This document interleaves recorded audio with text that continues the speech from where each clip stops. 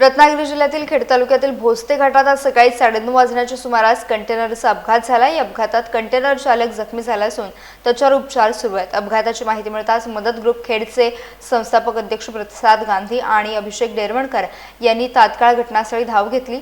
रुग्णवाहिकेसह घटनास्थळी पोहोचून जखमी चालकाला प्राथमिक उपचार देण्यात आले। त्यानंतर जखमी चालकाला पुढील वैद्यकीय उपचारांसाठी एसएमएस हॉस्पिटलमध्ये दाखल करण्यात आले। वेळेत मदत मिळाल्यामुळे चालकाला तातडीने उपचार मिळू शकले। दरम्यान अपघातानंतर काही काळ परिसरात गोंधळाचं वातावरण निर्माण झालं होतं। स्थानिकांच्या मदतीने आणि मदत ग्रुपच्या तत्पर कार्यामुळे मदत कार्य जलद गतीने पार पडलं। या घटनेत चालक जखमी झाला असला तरी पुढील उपचार सुरू असून त्याची प्रकृतीबाबत माहिती घेण्यात येत आहे। आज सकाळी 9:30 वाजताच्या सुमारास कंटेनरचा अपघात झालेला आहे। तो अपघात आहे अर्धा किलोमीटरवरून कंटेनरला बॅरिगेड लावलेला आहे। ते बॅरिगेड असे लावले की ते निळे ड्रम लावले असतात, त्याच्यावरती काहीच नाही। ह्या ज्या टोलनाक्यावाल्याने जी उपाययोजना करायला पाहिजे ती अजिबात काहीच दिलेली नाही आहे।